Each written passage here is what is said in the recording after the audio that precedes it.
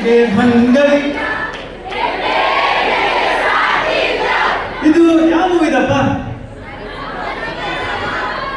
ಸಂಪತ್ತಿಗೆ ಸಾವಲು ಎಂಬ ಚಲನಚಿತ್ರದಿಂದ ಸ್ಫೂರ್ತಿಗೊಂಡು ಒಂದು ನಾಟಕವನ್ನು ಪ್ರದರ್ಶಿಸಲು ಬರುತ್ತಿದ್ದಾರೆ ಮಣಿಕಂಠ ಆಂಟಿ.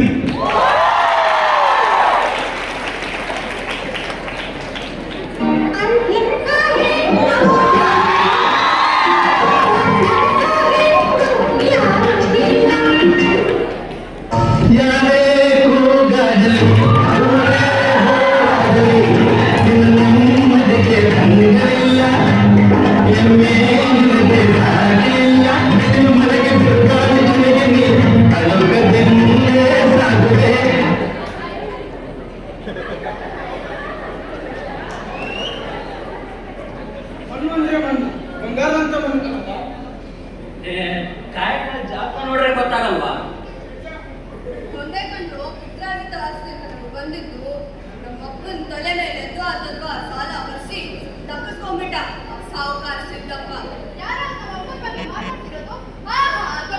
ತಪ್ಪಿಸ್ಕೊಂಡ್ಬಿಟ್ಟ.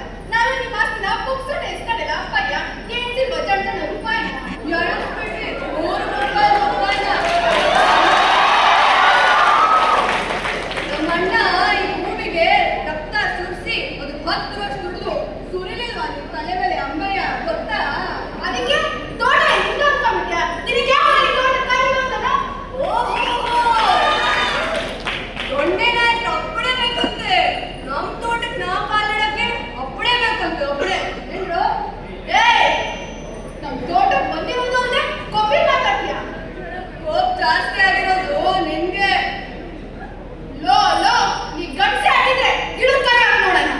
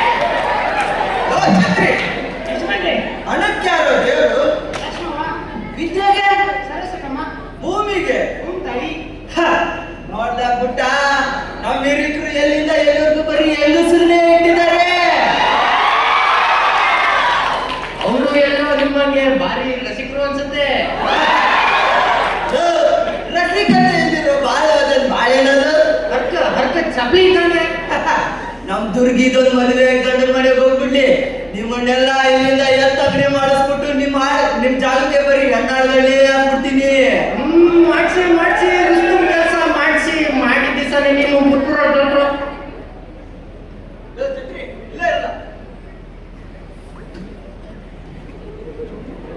ಯಾವ ಏನು ಒಳ್ಳೆ ತಿರ್ಗಾಡ್ತಾಳೆ ಗುಂಡು ಜಬರ್ದಸ್ತ್ ಆಗಿದೆ ಪಟ್ಟ. ನಾನು ಹೋಗಿ ಮಾತಾಡ್ಸ್ಕೊಂಡ್ ಬರ್ತೀನಿ. ಊರು ನೀರಿದ್ದರೆ ನಾನು ಮಾತಾಡ್ಸ್ಕೊಂಡ್ ಬರ್ತೀನಿ. ಬೇಡ ನೋಡ್ರೆ ಮನೆಗಿಂತ ಹೇಳ್ತಾ ಇದ್ದೀನಿ, ನಾನು ಮಾತಾಡ್ಸ್ಕೊಂಡ್ ಬರ್ತೀನಿ. ಇರಿ ಅಟ್ಬಿಟ್ಟ ಅಲ್ಲಿ ನಿಂತೋಡ.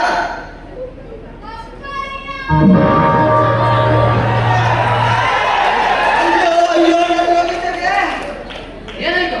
ನನ್ನ ಮಗಳು ಅಯ್ಯೋ ಗ್ರಾಚಾರ ಸದ್ಯ ನನ್ನ ಮಗಳಲ್ಲ.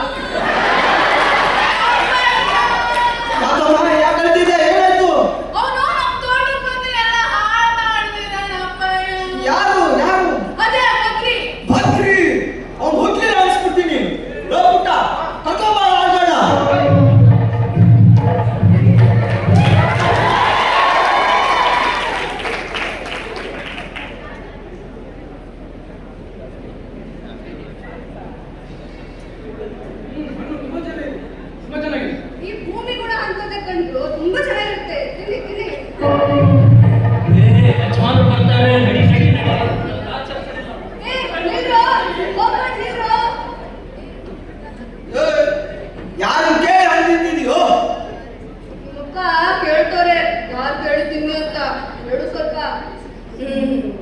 ಸೌಕರ್ಯ ನಿಮ್ ಮಗಳೇ ಅಂದ್ಲು ಎಲ್ಲಿ ಕಿತ್ತು ನೋಡೋಣ ತಿನ್ನು ನೋಡೋಣ ಅಂತ.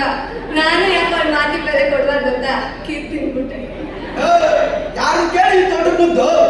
ನಮ್ ತೋಟಕ್ಕೆ ನಾನು ಹೋಗಕ್ಕೆ ಯಾವ ಬಡ್ಡಿ ಮಗನ್ ಕೇಳ್ಬೇಕು? ಬಡ್ಡಿ ಮಗ ತೆಗೆದು ಬಿಟ್ಟಾಗ ಕೂಡ ಎರಡಾಗಬೇಕು. ಯಾಕ ಕಿಸಿದ್ಯಾ ಅಷ್ಟೊಂದು ಪೊಗ್ರ? ಅಲ್ಲ ನೀವು ಬಡ್ಡಿ ಮಗ ಅಂತಂದ್ರಲ್ಲ, ನಿಮ್ಮ ಹೆಸರ ನಾನೇ ಕಿಟ್ಕೊಳ್ಳಿ. ನಿಮ್ದನ್ನ ನಿಮ್ಗೆ ಕಳಿಸ್ತೀನಿ, ಇಟ್ಕೊಳ್ಳಿ. ಹೊಲ ಯಾರ್ದು? ನಿಮ್ಮಪ್ಪಂದ? ಅಲ್ಲ ನಿಮ್ಮ ಅಪ್ಪಂದು.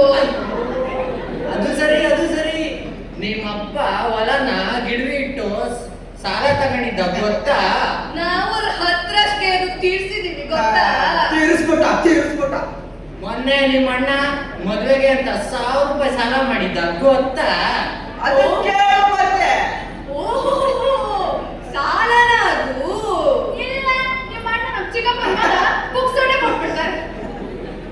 ನಾನು ಅವತ್ತೇ ಹೇಳಿದೆ ನಮ್ಮ ಅಣ್ಣನ್ಗೆ, ಇದು ಬಹುಮಾನ ಅಲ್ಲ, ಇದ್ರಲ್ಲಿ ಏನೋ ಮಸ್ಲತ್ತಿದೆ ಅಂತ. ಮಾತು ಕೇಳಿಲ್ಲ ಅವನು. ನೀನು ನಿಮ್ಮಣ್ಣ ನಿಮ್ಮಪ್ಪ ಇಡೀ ಮೋಕ್ಷ ಕುತ್ಕೊಂಡು ನಮ್ ಸಾಲ ತೀರ್ಸಕ್ಕಾಗಲ್ಲ. ಇಡೀ ನಮ್ ಋಣ